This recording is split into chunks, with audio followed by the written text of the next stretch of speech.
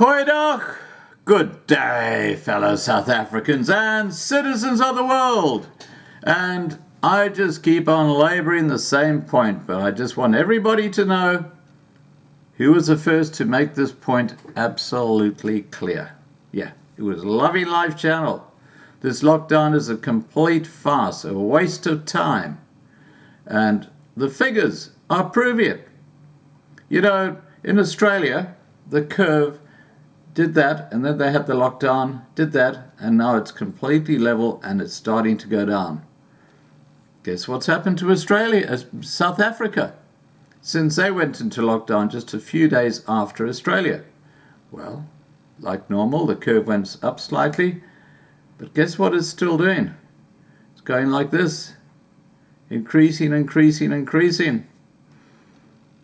And I've been saying this for weeks, guys. I've been saying that because social isolation in areas like townships and the taxis and the shops and stuff like that is just completely missing in action. It's a petri dish for the coronavirus to just spread. And that's what's happening. And don't forget that South Africa is completely inadequate when it comes to testing. So there'll be a huge number of people who are asymptomatic, i.e. they don't show symptoms of the coronavirus, but they're spreading the coronavirus. This is going to explode in South Africa. There's no question about that, because they don't have the basis, the foundation of a lockdown. So they should just get rid of it. Just throw it out the window and let the economy carry on. All this crap about stopping hot food, cigarettes, alcohol, stuff like that, it's bullshit. It's bullshit. It's power-hungry members of parliament who have their own agenda. And I've discussed the cigarette agenda in a previous video, so I'm not going to waste your time with that now. Okay, let's have a look at the latest figures with coronavirus in South Africa. They are mind-boggling. Health Minister Zweli Mkhize has announced that they have recorded 9,420 coronavirus cases in South Africa. This is an increase of 525 from Friday evening's figures of 8,895. Get that? This thing isn't slowing down. This thing is just going straight up. I already told you why. The minister further noted 8 more deaths linked to COVID-19 have been recorded, bringing the total number of people who have died from the virus in South Africa to 186, which is about double the number in Australia, which has much lower coronavirus infections now than South Africa. And let me make one point very clear, that Australia has had extensive testing done.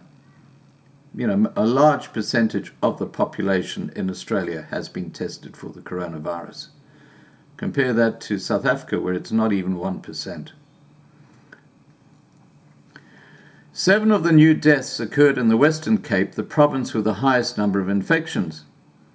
Its tally now stands at 4,809 cases, while Gauteng is second with 1,910 and KwaZulu-Natal third with 1,308.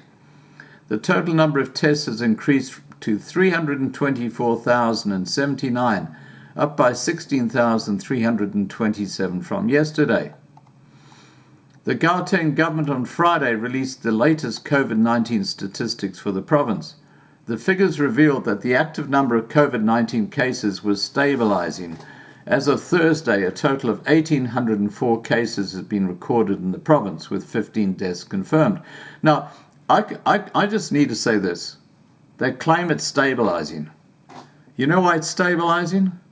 Because they aren't doing enough tests. If you actually went and tested every single person in Alexandra and the other townships, you would find the virus infections would be tens of thousands of people. As I said, probably asymptomatic.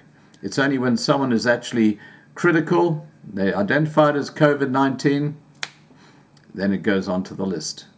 This is why the death rate is so high in comparison to the actual number of recognized coronavirus infections. 1,197 people have recovered in Gauteng, while active cases stood at 592. This was substantially lower than the peak of 792 active cases in the province of 9th of April. Since then, the number of active cases has fluctuated due to the sporadic reporting on recoveries. And what they're actually saying is the inability of the ANC government to actually constitute a lockdown. They don't know what they're doing. And of course, with the limited number of tests being done, all these figures are, quite frankly, bullshit. All right, guys, please remember to subscribe to be kept informed. Ring the bell for the updates. Please like this video. Please share this video. And above all, please stay safe.